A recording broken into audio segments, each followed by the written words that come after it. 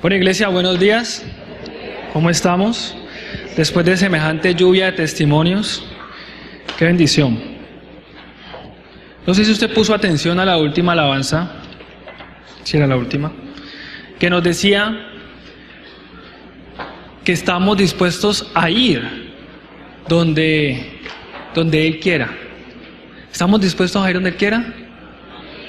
Bueno, antes de empezar, yo les quiero invitar por favor a las personas que están atrás en el amor del Señor a que nos hagamos adelante.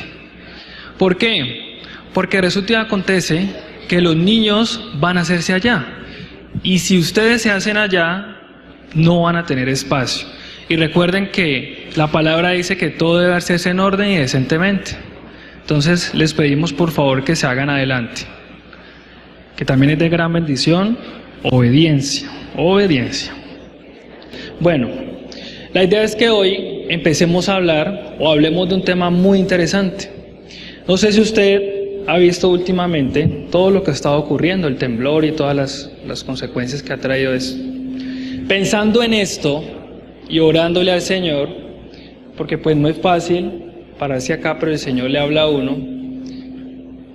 He estado pensando y el Señor me ha estado hablando mucho acerca de qué realmente debe ser la labor de nosotros como los siervos de Dios.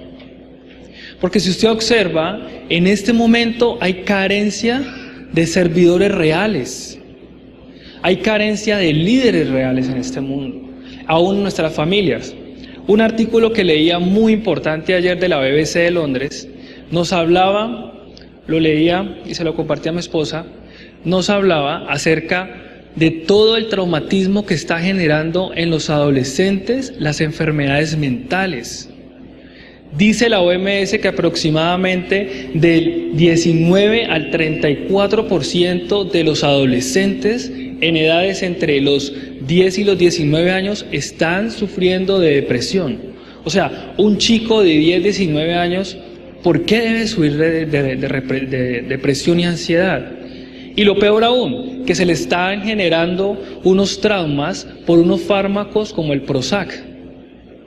El Prozac es un fármaco que lleva una sustancia al sistema nervioso central y empieza a generar depresión aún más, una depresión que es conocida como la depresión mayor o endógena, en la cual el muchacho tiene ganas de suicidarse. Entonces, ante todo esto que está ocurriendo, yo me preguntaba, ¿qué pasa con esos padres? ¿Qué pasa con esos líderes? ¿Qué pasa con esas personas que están a cargo de estos muchachos? Para no ir tan allá, leía un artículo también y se lo compartí a mi esposa, en el cual nos hablaba de un presidente, ese presidente Chávez, y decía ese artículo que este señor había entregado a brujos a Venezuela. Es un artículo que escribió un literato, en el cual él mencionaba con una investigación muy minuciosa, porque para hablar de eso hay que tener bases. David Seiter se llama ese señor, David Seiter. Y él decía que este expresidente Hugo Chávez había entregado a la nación. Nada más distante de lo que hizo nuestro presidente aquí. No sé si ustedes saben que el señor presidente de la República le entregó el país a los chamanes. Se reunió con ellos en el Guaviare, en el Caquetá, y les entregó el país. Esa falencia y esa carencia de líderes es lo que nos ha llevado al estado en que nos hemos llevado. Ahora, no nos vayamos tan allá. La iglesia cristiana, con todas las creencias e ideologías que han permeado, con todas esas ideologías falsas y doctrinas que se han levantado en la misma iglesia, porque recordemos que la iglesia no es este lugar físico, sino que somos cada uno de los otros. Amén. Entonces, ¿qué mejor libro para estudiar en esta mañana que el libro de Nehemías? Yo le voy a invitar a que busque al profeta Nehemías, el libro de Nehemías, capítulo 1.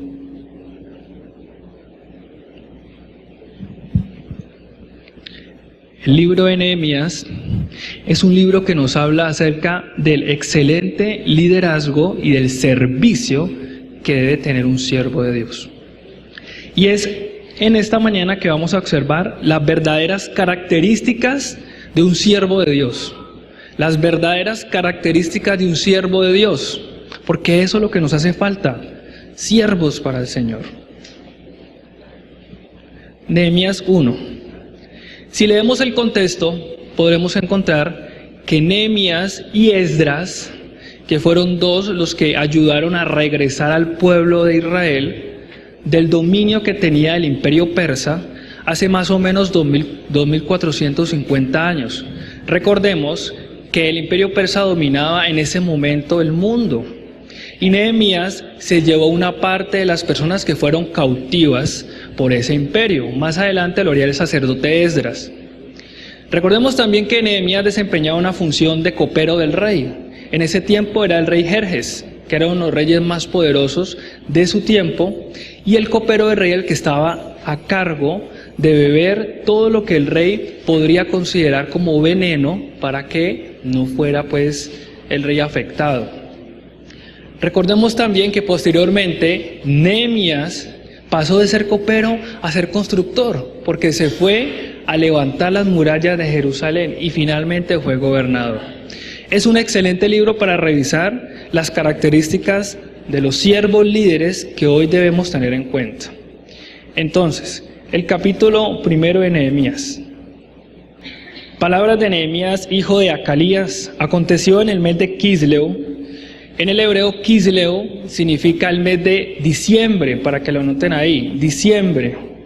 En el año 20, estando yo en Susa, capital del reino, que vino Ananí, uno de mis hermanos, con algunos varones de Judá, y les pregunté por los judíos que habían escapado, que habían quedado en la cautividad y por Jerusalén. Y me dijeron, el remanente de los que quedaron en la cautividad, allí en la provincia, están en gran afrenta y están mal, y el muro de Jerusalén derribado, y sus puertas quemadas a fuego. Cuando oí estas palabras, me senté y lloré, e hice duelo por algunos días, y ayuné y oré delante de Dios de los cielos. Definitivamente estamos carentes de todas las características que Nehemías nos está mostrando, que Dios nos está mostrando a través de Nehemías, como siervos y como líderes. Lo primero que encontramos aquí, nos encontramos en que Nehemías está en un lugar que no le pertenece, o sea, que él no está ahí, que él no está en ese lugar porque él ha querido, sino que ha sido llevado allá. Recordemos también el mes, porque eso va a ser muy importante lo que vamos a desarrollar. Nehemías se desempeñaba como copero del rey. Los reyes en ese tiempo tenían esa figura de copero. Eran personas bien vestidas, muy cultas. Estas personas que servían de coperos no podían estar tristes en la presencia del rey, ni mucho menos andar mal vestidos. Nehemías tenía una buena posición económica, eso no es ningún secreto. Pero miren lo interesante. Cuando dice aquí que vino Ananí, uno de mis hermanos, con algunos varones de Judá, y les pregunté por los judíos. Aquí vemos una primera característica.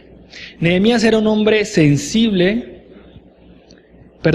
Nehemías era un hombre que se interesaba por sus hermanos. Miren lo que dice aquí. Uno de mis hermanos con algunos varones de Judá y les pregunté por los judíos que habían escapado. Nehemías era un hombre que le preocupaba sus hermanos, su prójimo. Nehemías era una persona que mantenía meditando, el hermano, ¿por qué no ha vuelto a la iglesia? ¿Qué habrá pasado con esta persona? ¿Por qué este hermano está así? ¿Será que le puedo ayudar? Pregunta, ¿será que no nos está hablando a nosotros también? Claro que sí. ¿Saben? Muchas veces uno ve la silla vacía y dice, ay, no vino Perencejito. Ah, qué bueno. Bueno, viene dentro de 8 días. No volvió a venir dentro de 8 días, no. Y se para el predicador y empieza a hablar aquí. Y uno ahí sentado y dice, lástima que no vino Carlito, hombre, esa predica era para él. O sea, en vez de estar pendientes de qué le pasó al hermano, estamos pendientes de juzgarlo. Y nos pasa mucho. El verdadero siervo de Dios se preocupa por sus hermanos en la fe. Y no solamente por sus hermanos, sino por el que tiene al lado. Está ansioso de poder colaborar. Y ese es el primer rasgo que nosotros vemos en Nehemías como un siervo verdadero de Dios. El verdadero siervo de Dios le importa a su hermano, le importa a su prójimo, está pendiente. Muchas veces no esperamos sino que el pastor diga gloria a Dios y como Pepe de Guama salimos por esa puerta. O vamos en la calle y nos encontramos a alguien conocido, uy, que no me vea, que no me vea, que no, y nos pasamos al otro lado. Esa no es la actitud que Dios quiere para nosotros. Cuando se nos dan esos espacios, es porque nosotros debemos entrar a saludar a las personas. Otra cosa importante, entra gente nueva. El pastor dice, bueno, ¿quiénes trajeron por primera vez? Se empieza, no nos acercamos a esa persona. Miren que muchas veces la gente no vuelve a una iglesia no porque el pastor no predique bien, sino porque se siente relegado. Y la Biblia dice, qué bueno es habitar los hermanos juntos. Y qué chévere que tuvieron ese tiempo allá ayer, porque eso aún liga más a las personas y la junta en el amor del Señor. Entonces, el verdadero líder se preocupa, el verdadero siervo líder se preocupa por su hermano, está pendiente, está meditando con él, lo pregunta. Esa es la primera característica que encontramos.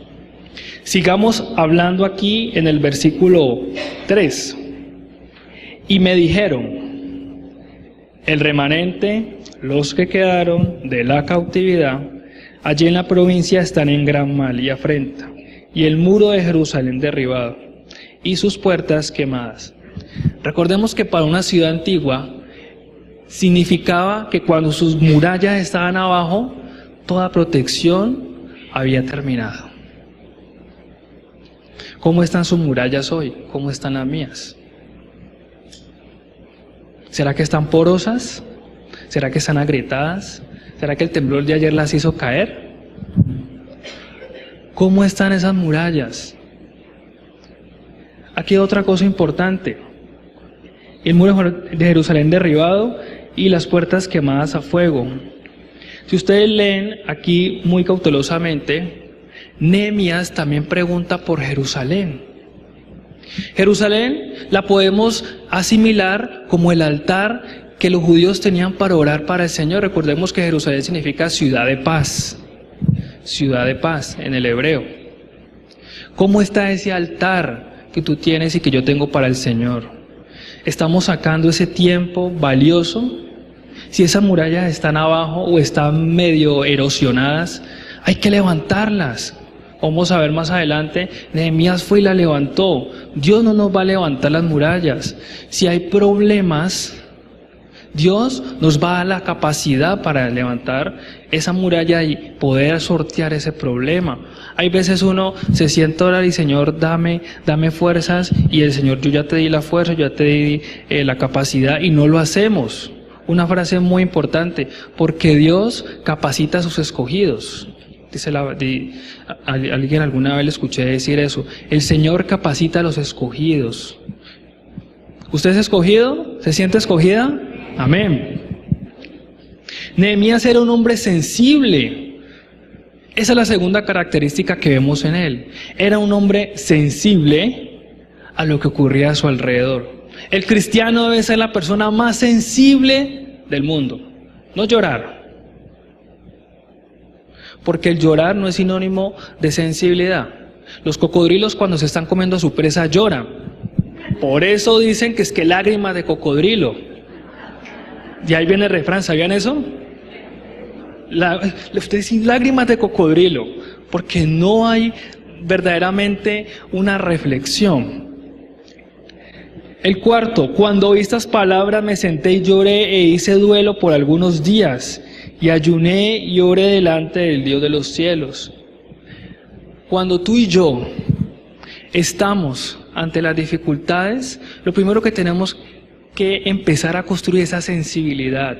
El verdadero siervo de Dios es sensible a lo que pasa a su alrededor. Es sensible a lo que está pasando en su familia. No se queda quieto. Si algo está pasando en su familia y ve que puede actuar, lo hace. Les voy a poner un ejemplo. Yo tengo una estudiante que hasta hace 20 días era testigo de Jehová. Gloria a Dios que me puso ahí. En una clase, yo estaba en una clase de anatomía y empecé, bueno, y la sangre y que yo no sé qué. Me dice, lo que usted dice es mentira. Y yo, ¿cómo así? Sí, porque es que uno no puede donar sangre porque es que está en la Biblia. Entonces todas, como saben que yo soy cristiano, quedaron así expectantes de qué iba a decir. Yo le dije, compañera, después hablamos. Después la cogí aparte y le expliqué. Y gloria a Dios, el Señor me usó en ese instante para que esta persona fuera instruida en la palabra. Le mostré los errores de los testigos de Jehová con la palabra, les di documentos y hasta ahora está haciendo su devocional con su madre en Santander de Quilichao. Entonces, mírenle, y es una jovencita, y le comentaba a mi esposa, una jovencita, aunque ella es toda grandota y pues ya parece más grande, casi más grande que yo. Entonces, de 17 años, pero está ávida por saber del Señor. El verdadero siervo de Dios está sensible a lo que la gente necesita, y sensible no es sentarse a llorar, sino que está pendiente donde Dios lo puede dejar para actuar. En ese momento, yo puedo haber hecho, no es problema de ella, a mí que me interesa. Pero gloria a Dios que puso en mí el sentir de compartirle a esa muchacha. Y no ganar a esa muchacha, sino 4 personas más para Cristo. Porque los testigos de Jehová estaban yendo a la casa de ella a estudiar la Biblia. Entonces, imagínense el error que se encontraba. El cristiano es la persona más sensible del mundo. No llorar no te hace más sensible. Pero sí, la sensibilidad la da ver dónde hay una necesidad y actuar dentro de tus posibilidades. Tampoco es que yo voy a pues estar buscando y mirando, no, sino que hay veces las cosas pasan tan sutiles, como una estudiante que se me acerca también y me dice, profe, es que mi bebé está enfermo y está muy mal, yo sé que usted es cristiano, ¿puede orar por mí? Ahí está. O sea, el Señor aún más trayendo a la persona, ay no, es que me da miedo. Yo no le hablo porque me da miedo, a todos nos da miedo. Con los jóvenes, en uno de los próximos domingos vamos a salir a evangelizar si Dios quiere. Obviamente que nos da miedo. Yo recuerdo cuando fui por primera vez a evangelizar en el 2008-2009, yo estaba que me orinaban los pantalones, estaba temblando. Fui con mi hermano John Tuquerres y él, como ya lo había hecho, pues me apoyó. No es fácil. Pero tenemos que estar sensibles a lo que está pasando.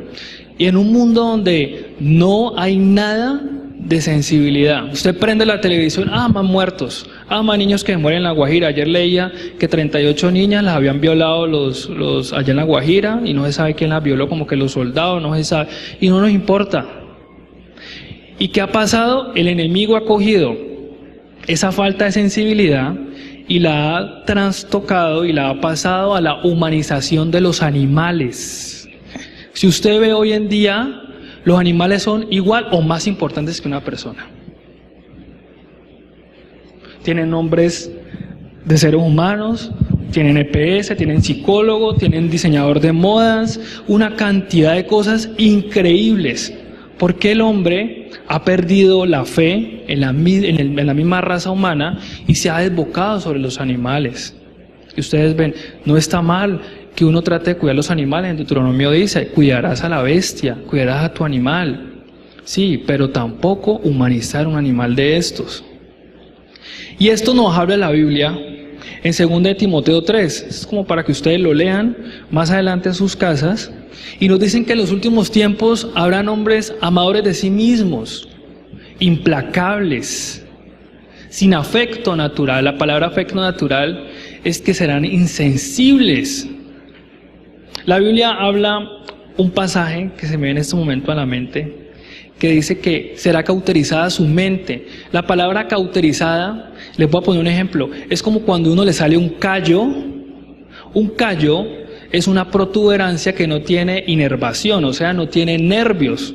Y se hace por tanto golpearse, o sea, por tanta fricción. Llega un momento en que todo lo que vemos a nuestro alrededor como que nos hace tanta aflicción y nosotros no hacemos nada para cambiar que nos se forma un callo espiritual, se nos forma un callo emocional y nos volvemos insensibles espiritualmente, emocionalmente también.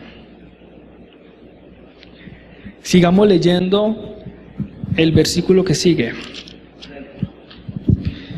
Entonces vamos en el 4. Cuando oí estas palabras me senté y lloré. E hice duelo por algunos días.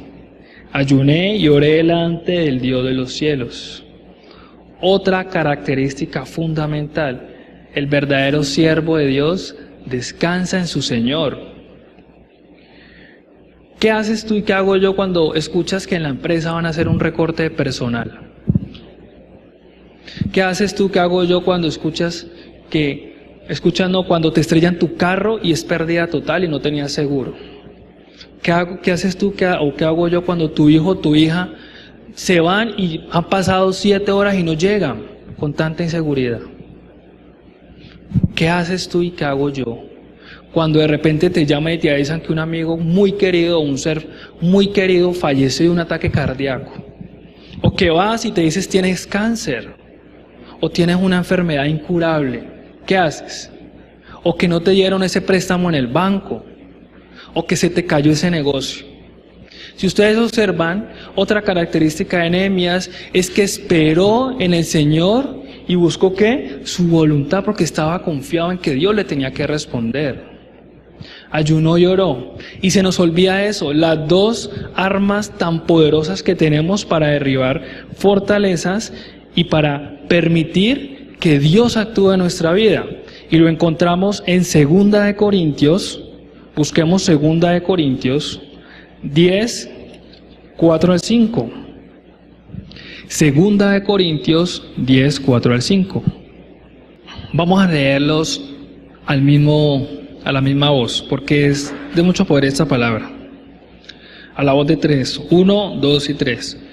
Porque las armas de nuestra milicia no son carnales, sino poderosas en Dios para la destrucción de fortalezas, derribando argumentos y toda altivez que se levante contra el conocimiento de Dios, llevando cautivo todo pensamiento a la obediencia de Dios. Que el Señor bendiga su palabra.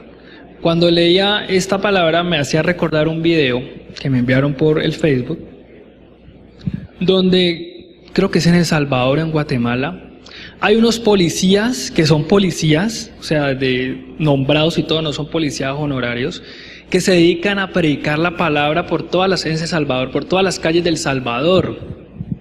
Entonces me hacía recordar, porque ellos decían, nosotros tenemos armas, pero yo no ando con mi arma, y esos berracos no andan con el arma de dotación, ¿saben? Tienen mucha fe, la verdad, porque ellos están tratando con pillos, con ladrones, y no andan con su arma. Ellos, en vez de tener la arma aquí, son 6 o 7, se hacen llamar el escuadrón de salvación, algo así. Se meten la Biblia aquí, una Biblia de mano. Y contaban ellos que un día fue un ladrón a una droguería y fue a asaltar. Y entonces, que con pura palabra hizo que el ladrón soltara el arma y saliera corriendo. Porque es que esas son las armas que nosotros tenemos, la oración y el ayuno. El mismo Señor Jesucristo dijo cuando los apóstoles no podían sacar ese demonio, ¿por qué no hemos podido sacar ese demonio? ¿Por qué no hemos podido curarlo? Les dijo que ustedes no tienen fe, porque este género sale con ayuno y oración. Esas son las armas tal vez más fuertes que tiene el cristiano, el ayuno y la oración. Y no están para cohibirle la mano al Señor. Es que yo quiero ese carro y voy a ayunar para que el Señor me dé carro. Eso es un error que cometemos. Voy a ayunar para que el Señor me permita entrar a su universidad. Voy a ayunar para buscar el rostro del Señor y que Él me muestre su voluntad. Esas son las armas que tenemos, porque si ustedes recordarán, en la alabanza estamos en una guerra. Y dice la palabra que nuestra guerra no es contra ¿qué? Carne ni sangre, sino que es contra huestes espirituales, contra gobernadores de las tinieblas en las regiones celestes. Ellos están organizados, están más organizados que nosotros, hay veces, y por eso hacen lo que hacen. ¿Cómo es posible que 6 personas legislen lo que se debe hacer en un país y aprueben el matrimonio igualitario. Y nosotros, sentadotes, no hacemos nada.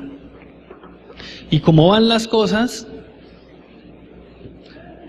van peor.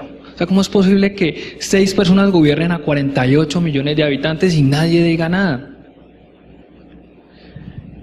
Bueno, devolvámonos por favor a Nehemías.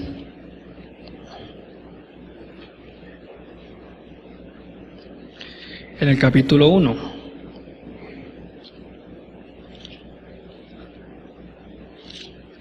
Entonces hasta ahora tenemos las características del verdadero siervo de Dios. El verdadero siervo de Dios se preocupa por sus hermanos. El verdadero siervo de Dios tiene sensibilidad por lo que pasa a su alrededor. Y el verdadero siervo de Dios descansa en su Señor porque Él tiene el control de todo. Otro punto importante que encontramos aquí en Nehemías es el siguiente. El 5, vamos a leer nomás este versículo porque del 5 al 8 está la oración de Nehemías. Y dije, te ruego, oh Jehová, Dios de los cielos, fuerte, grande, temible, que guarda el pacto y la misericordia a los que aman y guardan sus mandamientos, que esté ahora atento tu oído a mi oración. Nehemías era un hombre que buscaba continuamente hacer la voluntad de Dios. ¿Estás tú y estoy yo buscando continuamente hacer la voluntad de Dios?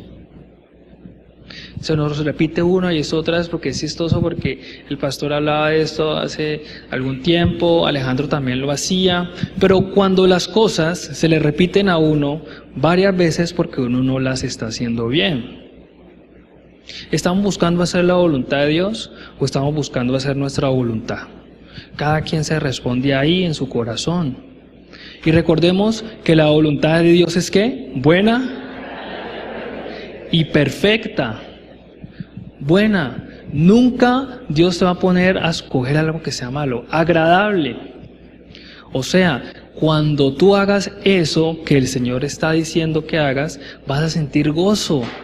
Y perfecta, que en el griego significa teleios, que es completo. O sea, le va a dar un completo propósito a lo que tú y yo estamos haciendo. El verdadero siervo de Dios busca conocer y hacer la voluntad de su Señor. Nos traicionan los ojos, nos traiciona el corazón, nos traicionan las circunstancias. ¿Por qué? Porque lo que vemos no es nada bueno. El pastor nos compartía, hay una realidad. La realidad es que aprobaron el matrimonio igualitario, pero hay una verdad. ¿Y cuál es la verdad? ¿Qué dice la Biblia acerca de eso? La verdad es que es hombre y es mujer, varón y hembra los creó, y que dice la palabra que ni el cielo ni la tierra, aunque pasen y se dañen y se degraden, nunca la palabra de Dios va a pasar. Y que nadie va a poder añadir ni quitarle a esto. Esa es nuestra verdad. Entonces, ¿estamos buscando conocer y hacer la voluntad de Dios para nuestra vida? Aquí tengo que comentarles algo. Hace algún tiempo, antes de conocer a Gabriela, yo apliqué para una especialización en deporte, y mi mamá también lo sabe. No sé si fue inseguridad, no sé si fue uno no creerse pues apto o no orar bien. Yo pagué la inscripción, pero a la hora de ver las circunstancias, como no había orado bien, como no había buscado la voluntad del Señor, tomé una mala decisión. ¿Y cuál fue esa mala decisión? No hacer ese estudio que tanto me gustaba.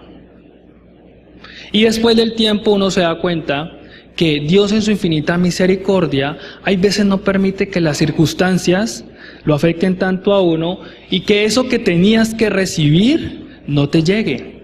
Porque Dios es un Dios misericordioso, dice que por su misericordia no hemos sido consumidos. Hay veces tomamos decisiones a la ligera y el Señor no nos da conforme a esa decisión mala que tomamos. ¿Usted no le ha pasado? Hay veces el Señor tiene misericordia con nosotros. Aunque la misma palabra dice que todo lo que el hombre siembre, eso va a cosechar. Y es una ley natural y funciona para el que no cree como para el que cree. Por eso es importante buscar la voluntad del Señor. Bueno, sigamos leyendo aquí. Entonces Nehemías empieza a hacer la oración y empieza a reconocer que solamente el Señor puede ayudarle. Sigamos en el 6. Esté ahora atento tu oído y abiertos tus ojos para oír la oración de tu siervo. ¿Qué hago ahora delante de ti de día y de noche? Por los hijos de Israel, tus siervos, y confieso los pecados de los hijos de Israel que hemos cometido contra ti. Si yo y la casa de mi padre hemos pecado. Nehemías también era un hombre que podía interceder delante de Dios, porque tenía ese amor para interceder por sus hermanos. ¿Será que usted pide perdón por sus hermanos y yo pido perdón por mis hermanos? Eso no se nos ocurre, ¿cierto? ¿Por qué? Porque hay veces estamos tan centrados en nosotros mismos, en lo que yo puedo hacer, en mi trabajo, en mi universidad, en mi negocio, que se nos olvida interceder por el hermano.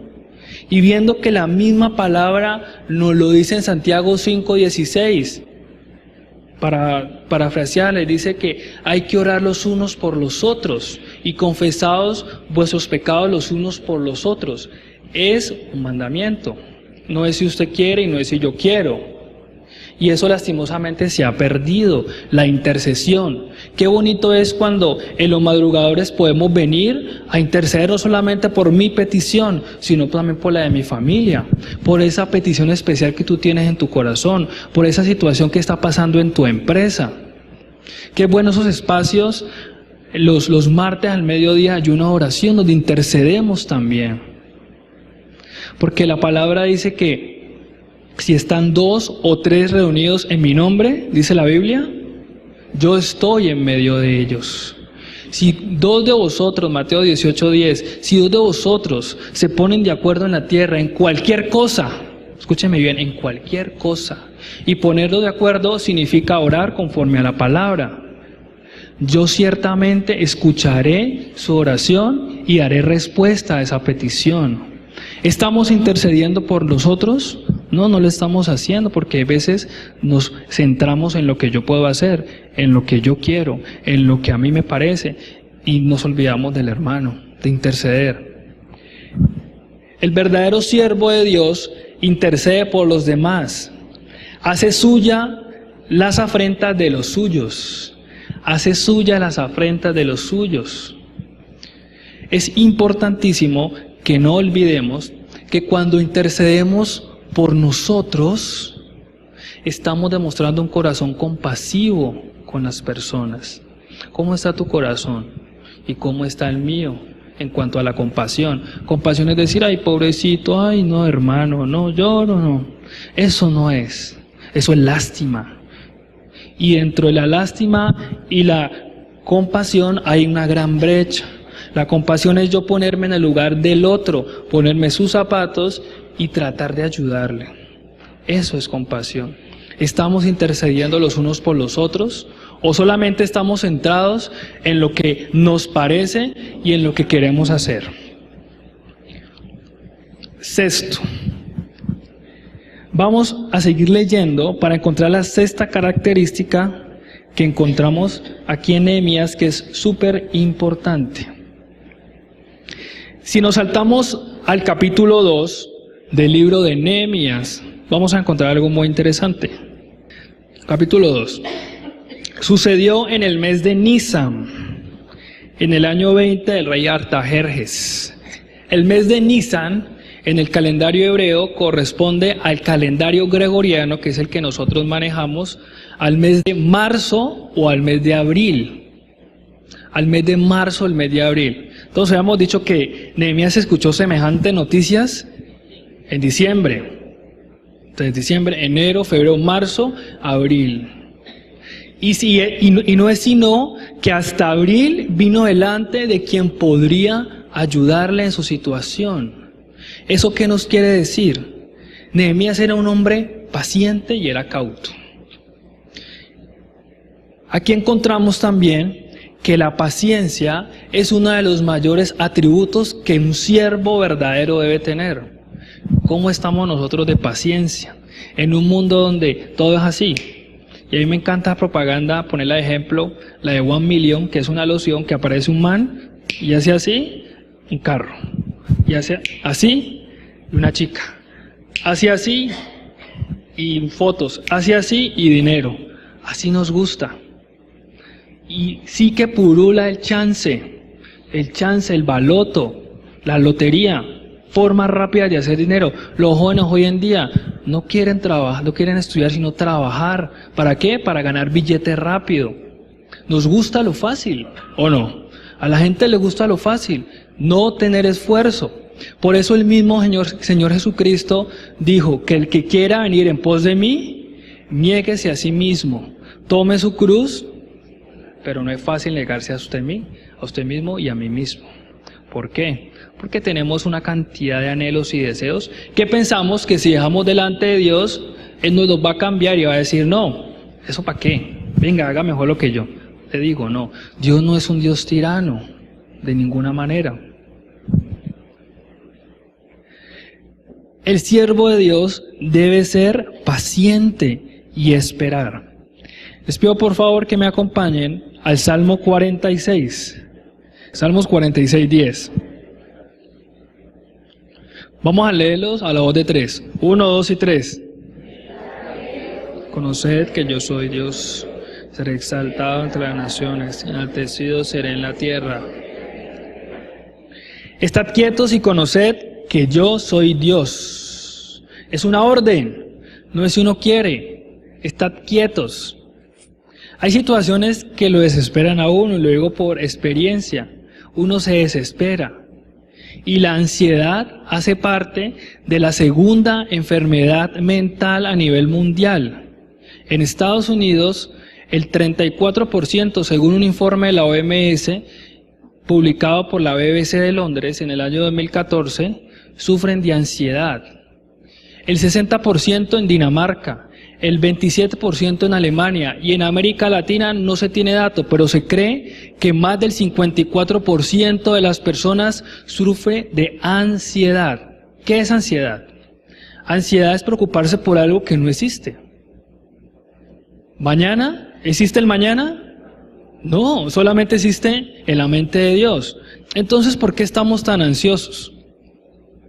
La misma Biblia dice que si los pájaros, que si los gatos, los osos, los búhos, hasta las mismas cucarachas Dios le da de comer. Y si usted y yo valemos más, ¿será que Dios nos va a dejar sin la papita diaria? ¿Sin el vestido? ¿Sin el arriendo? Otra cosa es que hagamos mal uso de los recursos, ahí sí preocúpese. Pero si hacemos buen uso de los recursos, Dios va a estar ahí con toda la provisión que uno necesita. El no esperar en Dios nos lleva a la inseguridad, nos lleva a la ansiedad y a la duda. Y recordemos que no toda puerta que se abre es del Señor. No, es que se me abrió esta puerta de empleo. No, esto es de Dios, este es el empleo que yo estaba buscando. En mi caso les comparto algo. Me llamaron de un empleo que es muy bueno ante los ojos económicos y abro los ojos así porque es bastante bueno. Pero eso está delante del Señor. Porque no toda puerta que se abre es bendición. Eso hay que quedar claro, ¿no? No toda puerta que se abre es de Dios. Y hay que estar pacientes y conocer que yo soy Dios y ser exaltado entre las naciones, enaltecido en la tierra. ¿Estamos siendo pacientes cuando le estamos pidiendo algo al Señor? Y siempre recuerdo de don Luis, que pide oración por la familia González, ¿qué? ¿Jiménez? Suárez. ¿Cuántos años? 7 años. Algo el Señor va a hacer ahí grande. Porque es que son 7 años, por favor. Son 7 años. Algo está haciendo. Alguien está formando de carácter. A usted, don Luis, a su familia. Pero el Señor lo hace porque Él hace. Porque Él dice que Él va a acabar su obra. Y el que prometió, dice la palabra, porque Él no es hombre para que mienta, ni hijo de hombre para que se arrepienta. Y Él va a cumplir lo que dice. Hermano, yo tuve paciencia conmigo 30 años, no que bueno, conmigo una paciencia conocido Dios, 10, 12 años más. Imagínese, 30 años. Y sigue teniendo paciencia con mucha gente que le hemos compartido y no le importa a nuestra familia. O mucha gente que quizás conocemos, eso es después, yo cuando me muera acepto a Dios. O que creen a su forma. Debemos que tener paciencia, porque la paciencia moldea y fortalece nuestro carácter. Bueno, si ustedes siguen leyendo Nehemías, devolvámonos a Nehemías, por favor, ahí nomás atrasito. Usted va a encontrar, no lo vamos a leer por tiempo porque es largo, que Nehemías posteriormente llega al rey. Y milagrosamente el rey accede a todo lo que él le dice. Le da para que construya, le manda gente, guardaespaldas, una cantidad de cosas, le da cartas para que lo dejen pasar. Por hecho, Nehemías era como si fuera el segundo al mando del imperio persa. Y es un milagro muy grande, porque los reyes no podían ver a su copero. Su copero era como alguien de confianza, era el pana, al que le decían de todo. Triste, porque lo mandaban a matar. Pero el rey ni siquiera pensó, porque no lo dice la Biblia, en mandar a ejecutar a Nehemías, sino que por el contrario le pregunta, hombre hermano, ¿y usted por qué está así? Imagínense el milagro que es esperar en Dios. El milagro que es esperar en el Señor, que ese sueldo tan anhelado que te lo suban, con ese jefe que es todo cascarrabias. Que esa petición especial, porque esa persona llegue a los pies del Señor, llegue. Que ese anhelo de ese estudio llegue también. Hay que ser pacientes definitivamente. Hay que ser muy pacientes. Y lo séptimo, Nehemías era un hombre de visión. Nehemías era un hombre de visión y de discernimiento. Porque cuando él fue delante del rey, fueron 4 meses los que pasaron. En eso quería enfocarme, fueron 4 meses, no fue 1, ni fueron 2, fueron 4 aproximadamente, donde él escuchó al Señor y donde el Señor le dijo, este es el momento. Hay veces uno mete la pata por ser muy acelerado, por ser muy precipitado, metemos las de caminar y nos tiramos el plan que Dios tenía para nosotros. Entonces vuelve otra vez, vuelve y baraja. Y quedan las consecuencias. Imagine que Nehemías no hubiera esperado los 4 meses o el tiempo que Dios, porque pudieron haber sido 5, 6, 1 año, 2 años, no sé. Dios decidió que fueran 4 y hubiera ido inmediatamente a hablar con él. De seguro el rey lo decapita. Y de seguro esa situación te va a decapitar si tú no esperas y yo no esperamos en el Señor. Y nos va a cortar muchas cosas y muchos recursos. El verdadero siervo de Dios tiene visión y discernimiento de los momentos para actuar. ¿Qué es visión? Lastimosamente, la visión y la misión se han trocado e inclusive se les ha dado una connotación empresarial o una connotación financiera. ¿Pero qué es visión? Yo me puse a buscar y la palabra visión viene del hebreo hakab, que significa percibir. Mejor dicho, cuando en la Biblia dice en el Antiguo Testamento visión, es lo mismo que la Biblia dice en el Nuevo Testamento discernimiento. Cuando una persona entra delante del Señor, se pone a cuentas con Él y deja todas sus necesidades y quiere hacer su voluntad y no la voluntad de Él, Dios le da discernimiento, o sea, como las águilas. Por eso dice el Salmo, como las águilas. Porque si ustedes recuerdan, las águilas son las únicas aves que pueden soportar una tempestad, porque vuelan por encima de las nubes. Eso es increíble. Ninguna otra ave puede soportar una tempestad, sino las águilas. Inclusive hasta los mismos aviones se han caído por la tempestad. ¿Y cómo es posible que este animal vuele tan alto que sea capaz de remontar las nubes y ver por encima? Esa es la misma comparación que el Señor nos muestra cuando usted y yo entramos en el secreto de Jehová, como dice Jeremías, en el secreto de Dios, en buscar lo que verdaderamente Él quiere para uno. Él le da la visión, o sea, le aumenta, yo lo pongo así, le aumenta como como el foco. Entonces usted tiene una lupa aquí y le aumenta, le amplía el espectro. Y lo que a usted le parecía inaccesible ya lo va comprendiendo. Y no sé si a usted le pasa, usted lee un versículo, yo leo un versículo, leemos por ejemplo un Salmo 20, un ejemplo, y no lo entendemos hoy. Y pasan 2, 3 años, y al tiempo, ve, yo leo tanto este Salmo, y no entiendo lo que dice. Eso es visión. Pero uno lo confunde con esto, visión y éxito. Visión y misión. No, visión simplemente es percibir, discernir el tiempo de Dios para su vida y para mi vida. Amén. El verdadero siervo de Dios tiene visión y discernimiento de los momentos, que muchas veces nosotros queremos ver más allá, pero por nuestra fuerza no lo podemos hacer. Solamente a través del Espíritu Santo. Recordemos lo que dice 2 Corintios 2:14, porque al hombre natural las cosas del Espíritu son locura, pero al hombre ¿qué? Espiritual entiende todas las cosas y las discierne, porque las ha de discernir ¿con qué? Con el Espíritu y no con la mente. Porque ¿quién entendió la sabiduría de Dios? Solamente Dios entiende y nos da el discernimiento espiritual, no solamente ese, sino el mental y el cómo proseguir.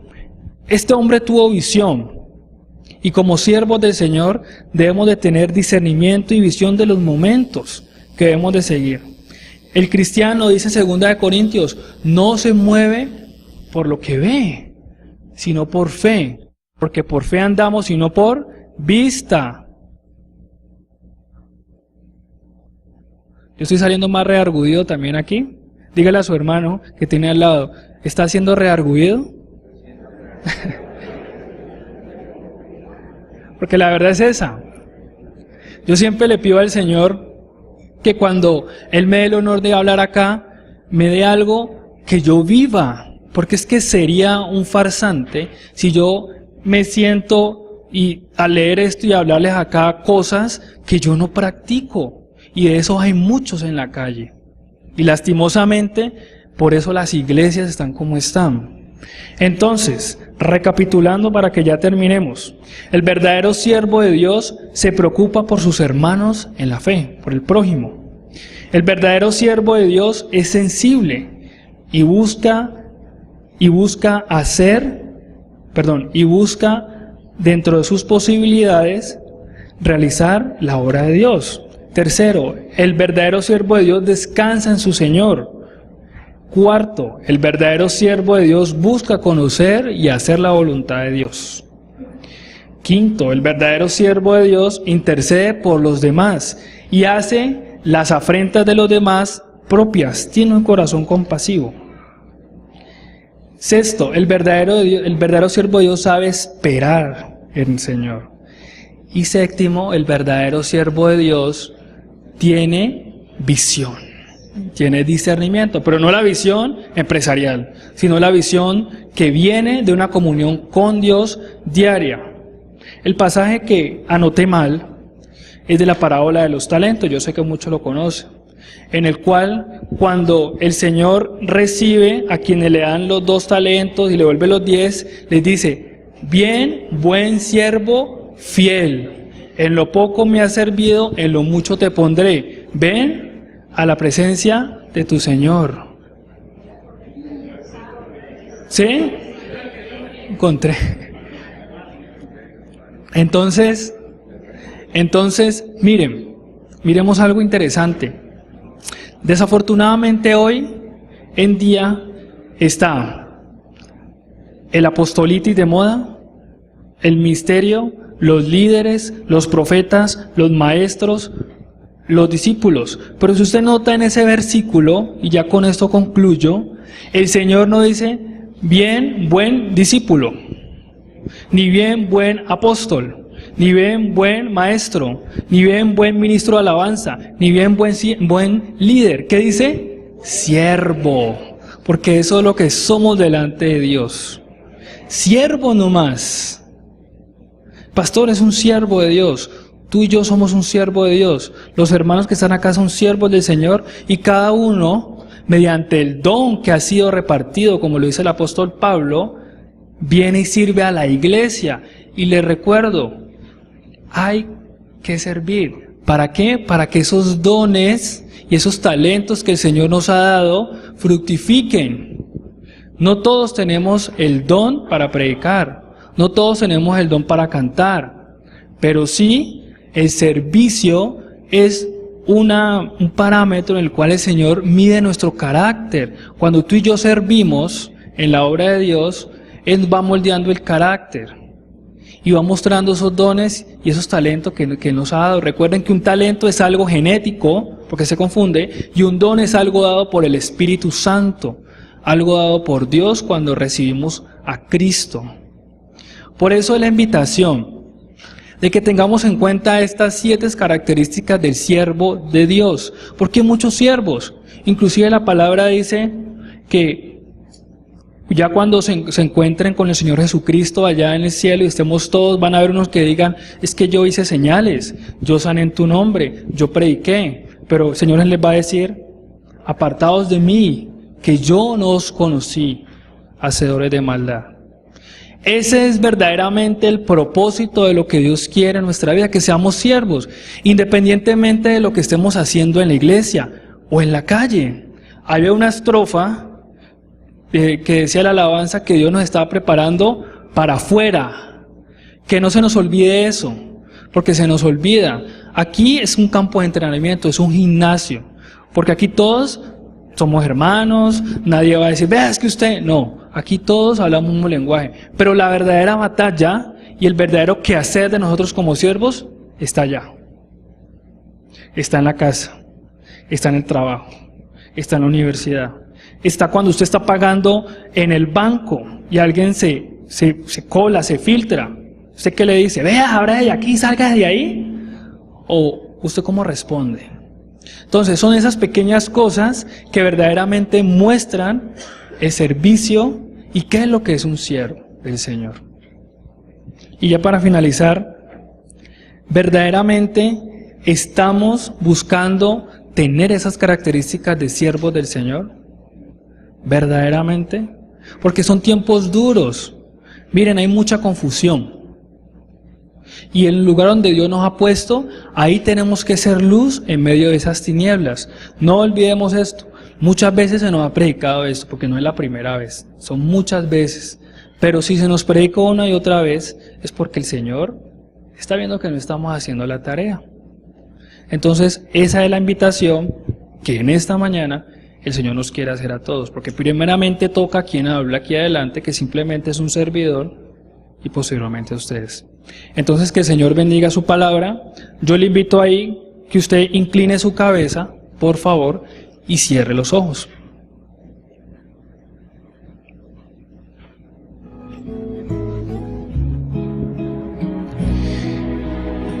Mi Dios, en el nombre de Jesús, te damos gracias. Te damos gracias porque la palabra de Dios es viva y eficaz, y es más cortante que toda espada de doble filo, y penetra hasta los tuétanos, Señor, hasta el fondo de la médula, y discierne las intenciones del corazón. Porque tu palabra es como antorcha que alumbra en medio de la oscuridad, que disipa toda oscuridad y toda tiniebla, Señor. Gracias porque nos recuerdas en esta mañana esas características y nos invitas a compararnos, a ver si estamos cumpliendo con lo que nos estás diciendo que hagamos. Te pedimos perdón porque muchas veces no hacemos lo que debemos de hacer y nos enredamos en los negocios de la vida, como dice la palabra. Nos olvidamos del rumbo verdadero y fiel.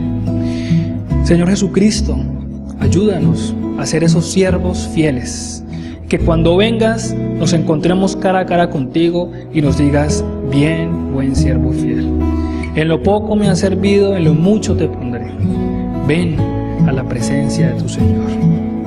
Bendito eres, Señor, por tu palabra, y te rogamos en el nombre de Jesús y por las misericordias del Hijo de Dios, que te quedes con nosotros. Amén y amén.